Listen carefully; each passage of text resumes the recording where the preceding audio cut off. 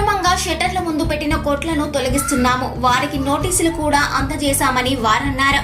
Janagama RTC shutter యొక్క కాల పరిమితి ముగియడంతో పూల వ్యాపారులను, చిరు వ్యాపారుల కొట్లను, షట్టర్లను ఖాళీ చేయిస్తున్న జనగామ ఆర్టీసీ డిఎం జ్యోత్స్న ఈ నేపథ్యంలో వ్యాపారులకు ఎలాంటి నోటీసులు ఇవ్వకుండా తమ కొట్లను తీసేయాలంటూ 20 ఏళ్లుగా వారి కుటుంబం వీటిపై ఆధారపడి బ్రతుకుతుందని ఆర్టీసీ డిఎంకు వారు మొరపెట్టుకున్నారు. ఈ సందర్భంగా ఆర్టీసీ జీఎం జ్యోత్స్న మాట్లాడుతూ షట్టర్ల కాల పరిమితి ముగియడంతో నూతన టెండర్లు ఇవ్వడం జరుగుతుందని వారన్నారు. వాళ్ళకి కట్టట్లేదు. ఆల్రెడీ సిఐ గారికి అంటే పోలీస్ డిపార్ట్మెంట్కి మున్సిపల్ కమిషనర్ గారికి కూడా లెటర్ ఇవ్వడం జరిగింది.